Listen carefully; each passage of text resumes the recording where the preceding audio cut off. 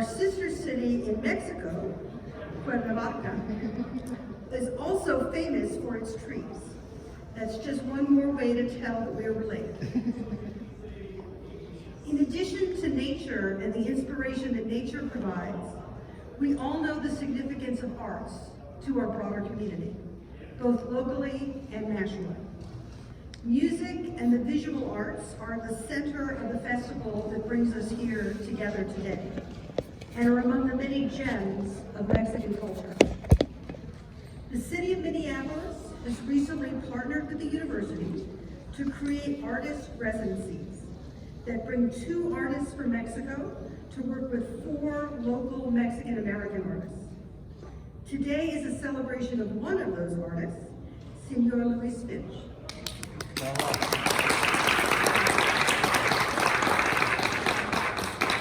Senor Fitch's work focuses on the important connection between Mexican and indigenous traditions, and we're delighted to welcome him, along with our new director of the Weisman Museum, Alejandra Peña-Gutiérrez, for a discussion.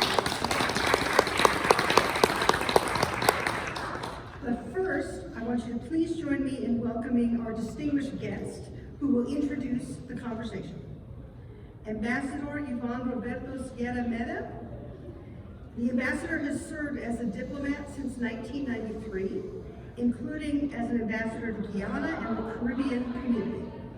Most recently, he was the executive director of the Institute for Mexicans Abroad.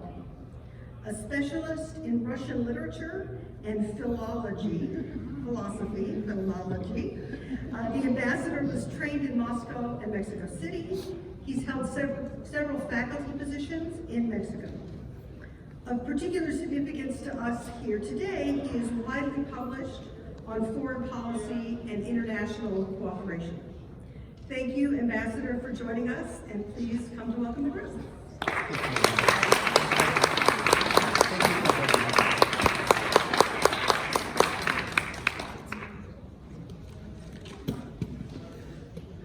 Good afternoon.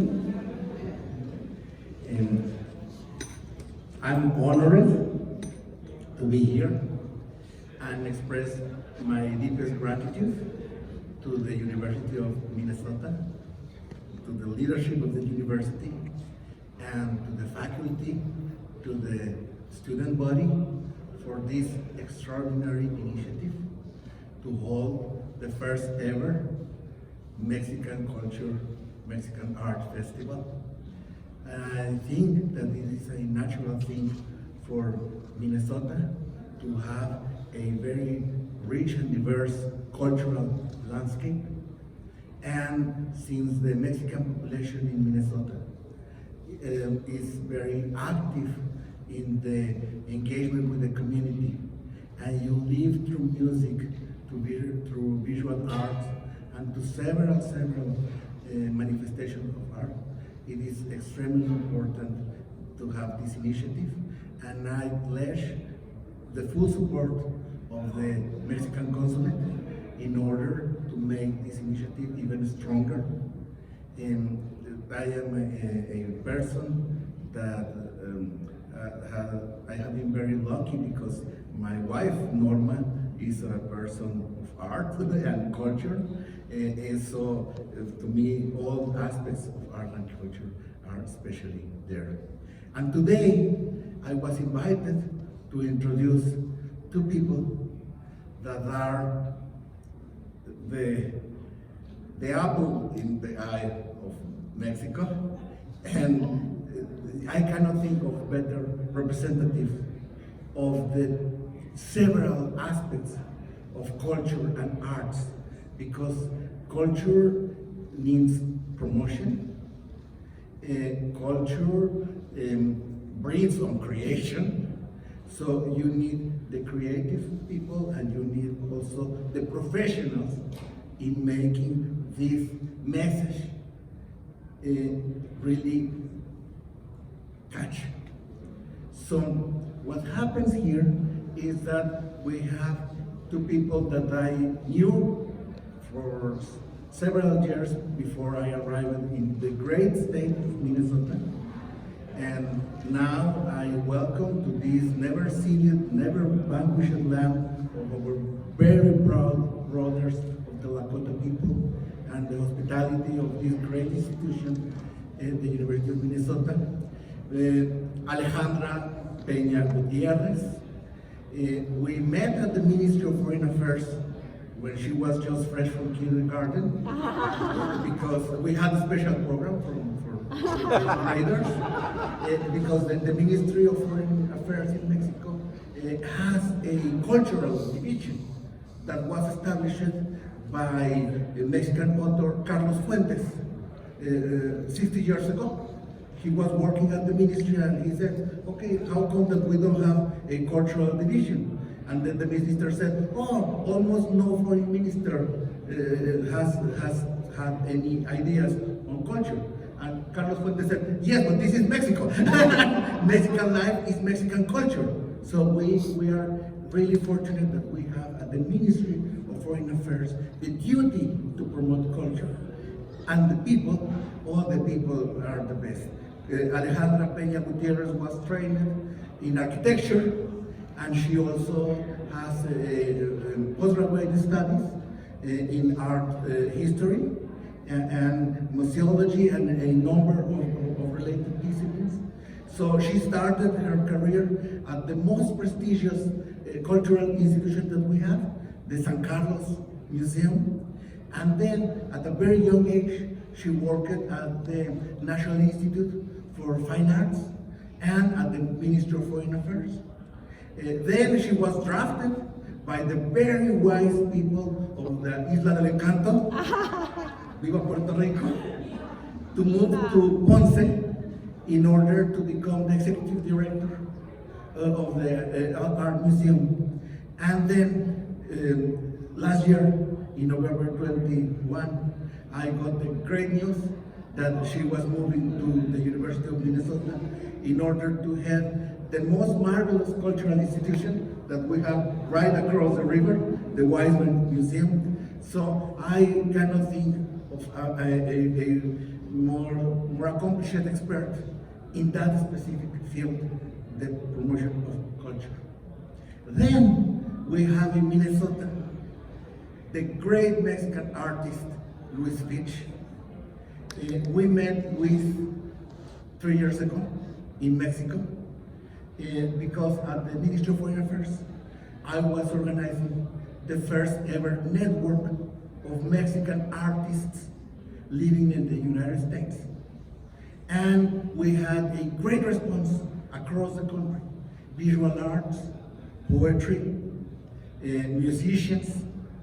And then Luis shared with us that he had a project. The United States Postal Service never before had issued a postal stamp on the Day of the Dead. So Luis was hired to design the first ever concept. And it is very interesting because Luis decided that you cannot commemorate Day of the Dead with one postage, because the Day of the Dead is the day of the family. So you need the mother, the father, the sister, and then the younger brother. So you have the four stamps. And for 1 year, every single piece of mail out of the consulate of Mexico has come with this stamp, and I still have a ton of them because I am extremely proud that they are the best representative, the better expression of our Mexican heritage. But of course, Luis has a very long history. He grew up in Tijuana, so the border between Mexico and the United States. Then, at a very young age, he was accepted at one of the most relevant and prestigious institutions, the Art Center in Pasadena. He graduated there. He works in several techniques, oil. I mean, he will explain more of that. But his paintings now are part of the permanent collection at the Smithsonian, the Minnesota Institute of Art, and a number of prestigious institutions. So now we have the person who creates, we have the person who promotes. The person who promotes conducts a very creative work. The person who creates is the best promoter of the network of Mexican artists. So please, let's put our hands together to Alejandra Peña-Gutiérrez and Luis Fitch.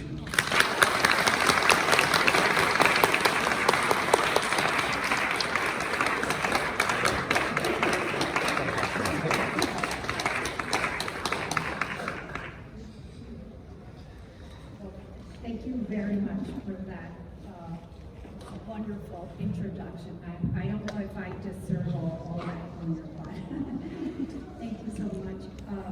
So I'm Alejandra Peña-Gutiérrez. I'm the director of the Weisman Art Museum since November last year.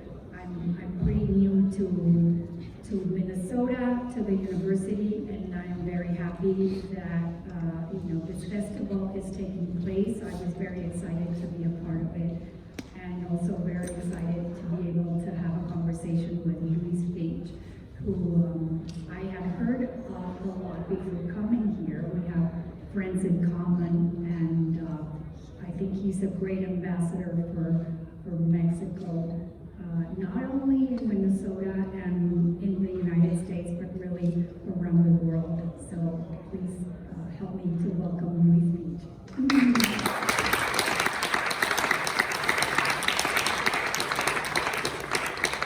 I want to make sure that you're easy with the questions. I partied yesterday because of September 16th, or Mexican Independence Day. So, Thank you for having me here. I don't know, Luis, if you want to talk a little bit about the nature of your work. We have talked, I know your work.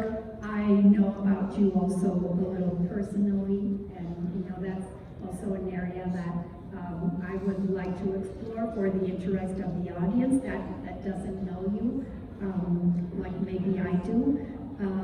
But for those people in the audience that don't really know so much about your work, even though if they came to this festival, the art for the festival was made by you, and that is some part of the nature of your work, but it's not all, because you are a very prolific artist, and you do you juggle with a lot of things at the same time. So could you just give a brief introduction about your work? Yes, of course. So I've been painting, drawing since I was 4 years. And my first exhibit in Tijuana was when I was 14. And then I always have exhibitions. By 18, people were collecting my work. And then I discovered graphic communications and design. And I started getting into design in general, and mixing art, graphic design, and interior design. And this is early 80s when there was a lot of opportunities in my hometown. And I was doing a lot of coffee shops, I was doing restaurants. And so they needed someone to decorate the place, but I was selling them the art, the logo, the identity, just very holistic. And there was no schools in Tijuana for graphic communications that I respected.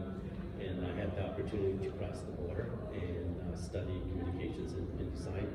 And I loved it. And so I continued with that. I've never studied art, and I like to attack the campus in a very naive way.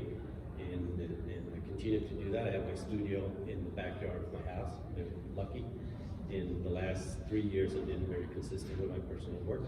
On the side, I do this thing that people have responded very well in the last 5 years. And it was just an experiment, the Day of the Dead Images. I'm very inspired by U.S.A, who was considered the best graphic designer in Mexico. And he did a lot of commercial work for newspapers. He did a lot of games and talked about the government and politicians and whatnot. So it's a language for me, this particular type of work that I've been doing in the last 5 years. And I've been trying to just treat it as an experiment I did a couple of posters. I did some wheat paste in the streets of the Twin Cities, and people went wild about it. And I use it as I bring my branding knowledge and marketing knowledge into the art world, and I combine them. I'm not ashamed about it. Since I was a kid, people always say, "You're too commercial." They go, "Yeah, but I make a living of what I like." Right? It's always been criticized for being so commercial, and I don't have a problem with that. I think I love what I do, and I continue to do that, mixing it and experimenting, marketing, and how to sell yourself, and strategizing on what's next and what's the next, thing for collections and whatnot. I think that this aspect also of your work has a lot of people to know about. Not only your work, but about Mexico and this tradition that is so important to the Mexican culture.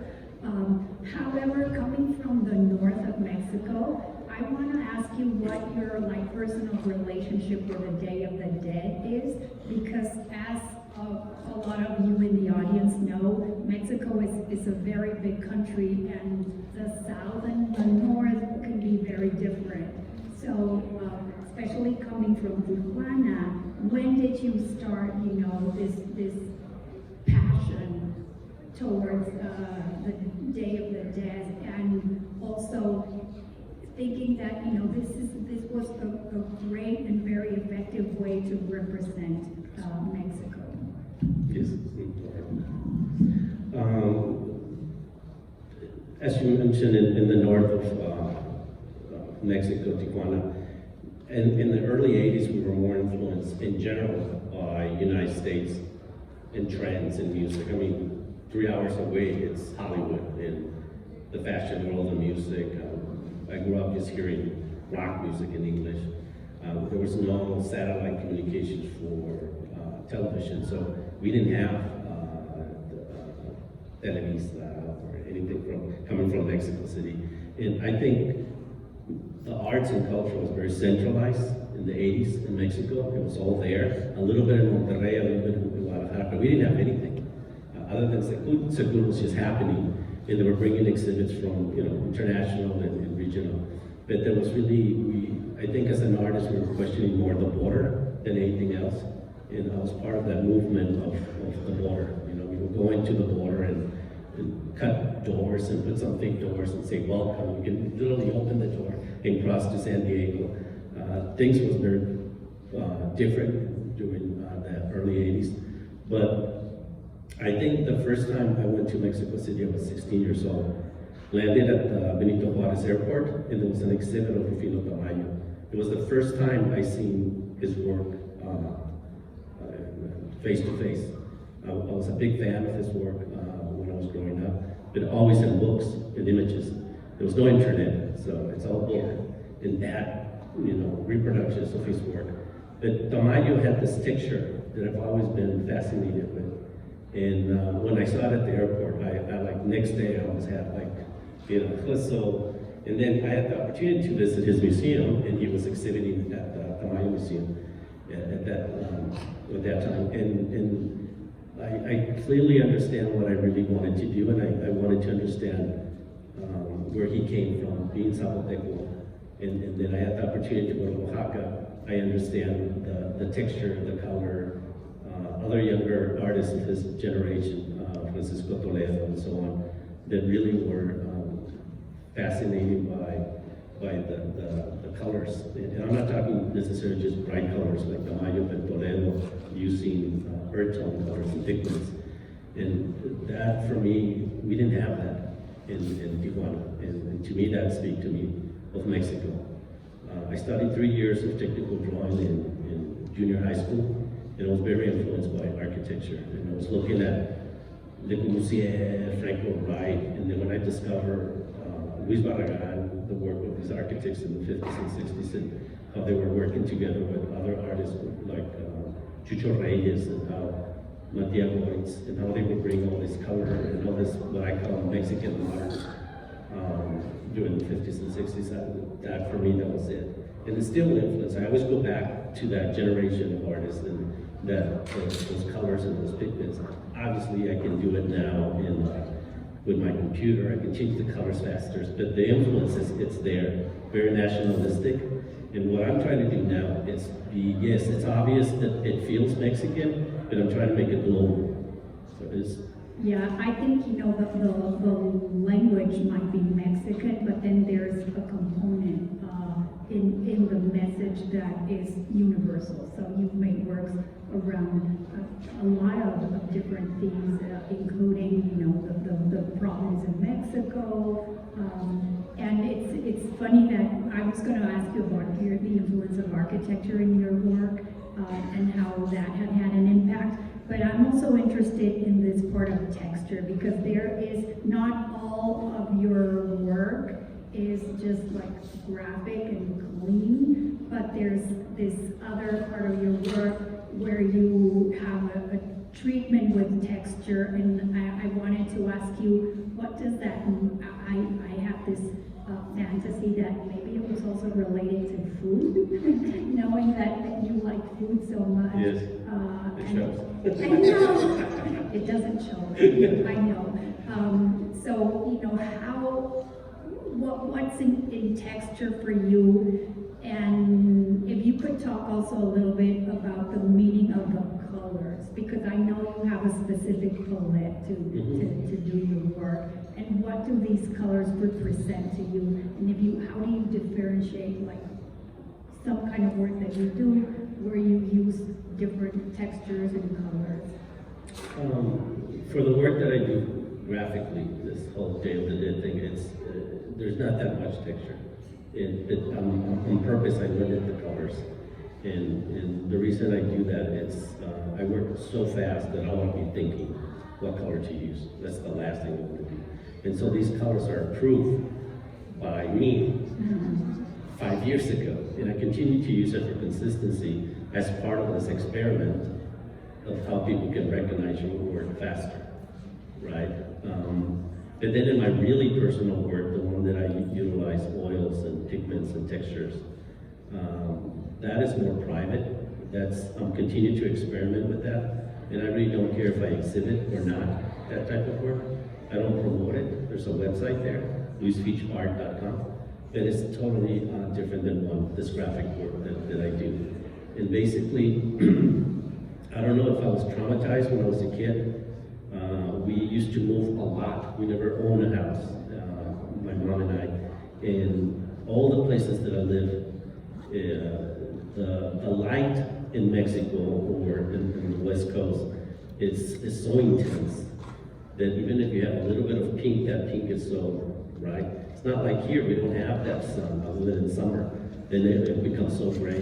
But you get that intensity of colors and textures and patterns. And one thing that happens in Mexico, at least in Tijuana, it's everything is cement. The buildings are made out of cement. And we paint them really nice the first year, and then after that, they start falling apart. That falling apart, for me, is time.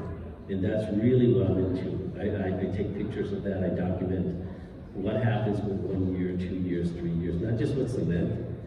You can look at the pyramids, the frescoes, what happens with all these different pigments and how the sun hits it, and how with years these elements start falling apart. And I don't know why, I've always been attracted to that.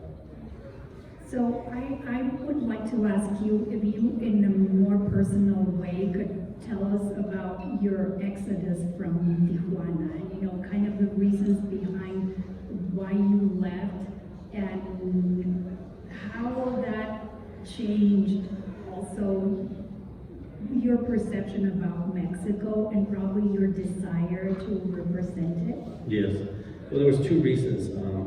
One, after finishing high school, those 3 years of technical drawing, I went, did an internship with an architectural group, and I learned how they were working and whatnot. One of the things that they have in their library was this magazine called Domus. And Domus is an Italian magazine that talks about architecture, interior, graphic design from around the world, but focused more on European and Italian styles.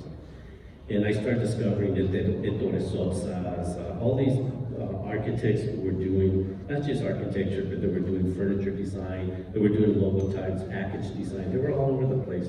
Where in Mexico and the United States, if you were a graphic designer, you can only do a logo or a brochure, you cannot do a table. And if you were a furniture designer, you cannot do a logo, very specialized. And I didn't grow up like that. I was a fine artist doing everything, and I was like, wait a minute, that's not what I wanted. I was so influenced by that magazine that I knew that if I stayed in Tijuana or even go to Mexico, I was not going to be able to do a little bit of everything. And so when I had the opportunity to go to San Diego, I went to San Diego City College and it was communication arts. And right away, all the homework that was given to us was like, okay, we got to design a bottle of water for an American company.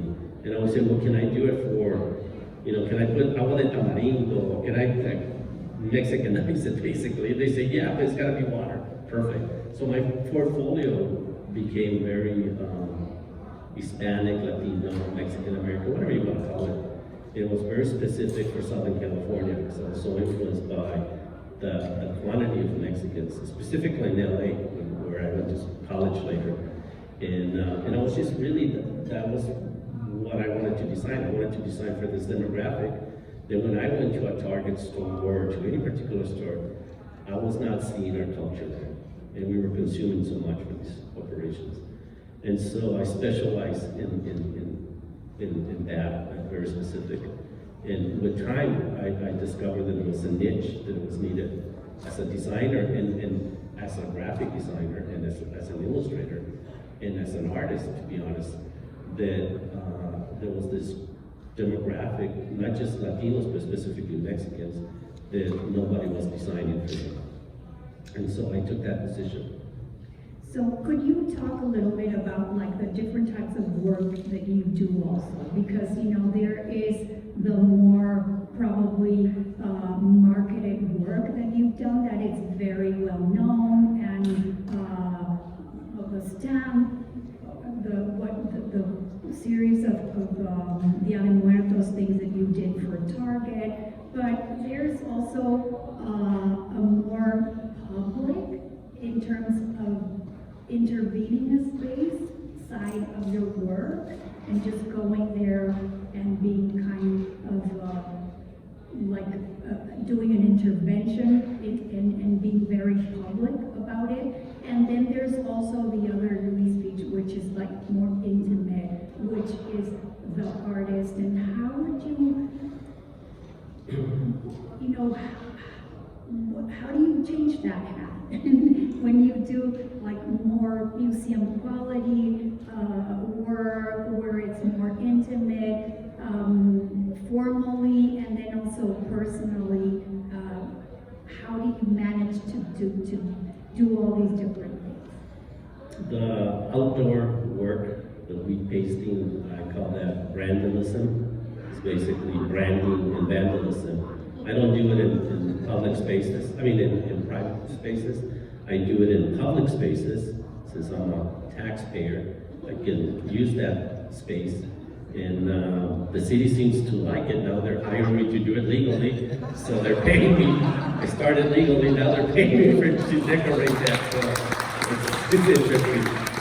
But it really started as an experiment. It was, I just wanted to put, not really my name, because it was, and I still don't like to take pictures with me related to the art. I don't sign the art when it's in the streets. But I really wanted to go to East Lake Street, where there's in the last 20 years has been the recent arrival of new Mexicans, specifically from Morelos in this area of Mexico. And that's really where our office started, my design agency, 23 years ago.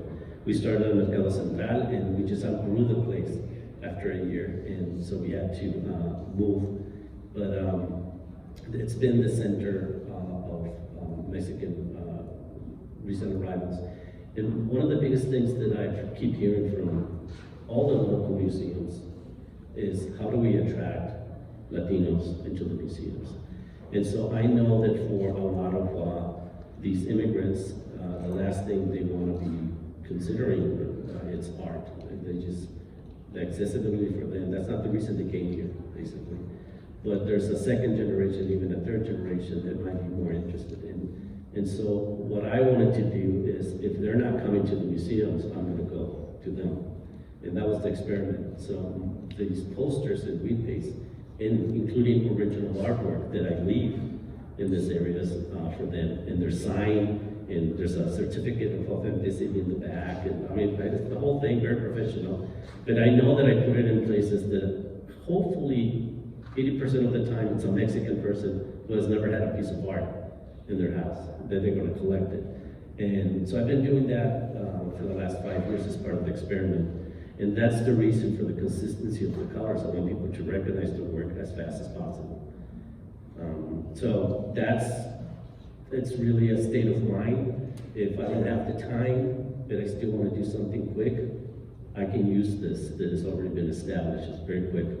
But if I have the time, I want to be more relaxed and I want to be by myself, is where I really go in and experiment with my pigments. And it's really interesting because with pigments and oils and mixed media, on wood, canvas, and different materials, it's a process that it takes days.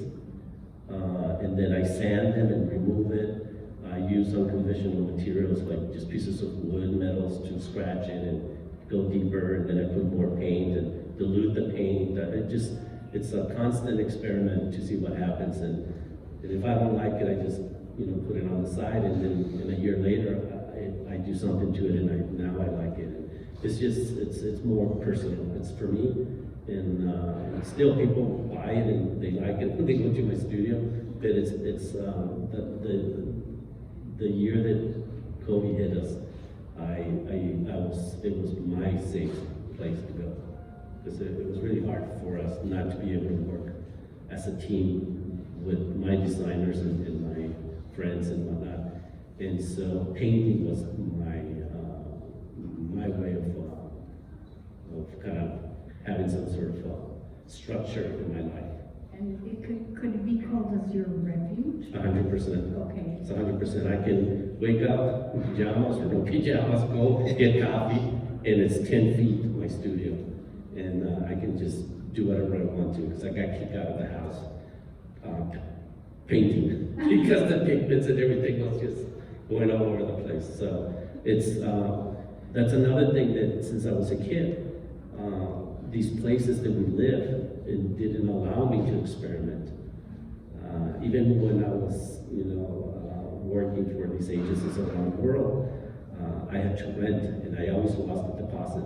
And I didn't care because, I live in Columbus, Ohio, Boston, New York City, Miami, London, Barcelona, Madrid, and then came to here. And in all those places, for me, it was more important to produce my work. Didn't matter if I lost a deposit or not, so I can leave something there, this little piece of me or Mexico, because really, as the ambassador was saying, I consider myself an ambassador of what culture is in this new mix of what a Mexican perceives and miss from Mexico, and specifically those immigrants who cannot return to Mexico. And we have this thing called añoranza, right? And when they see my work, they relate to it because they haven't seen that for years, right? My son, who's 20 years old, and he's super cool, thinks that my work is so Mexican and uncool and grandpa. And I say, yeah, it is, because I'm designing for my generation, 50 up. I'm not designing for your generation, millennials. And so he gets this, right? But he's my worst critic, and he's a really good critic. Our kids tend to be like that. Oh, yeah.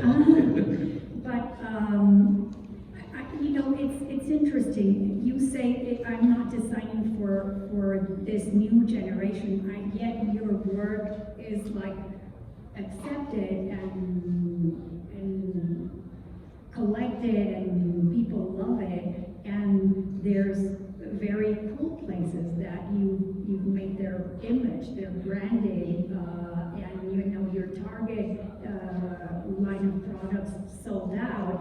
And then in general, I think the Mexican Dia de Muertos has become so popular in the world, but especially in the U.S. And it's something that is trending now. So do you really feel that there's a generational gap with how you approach this Mexican side of your work, or?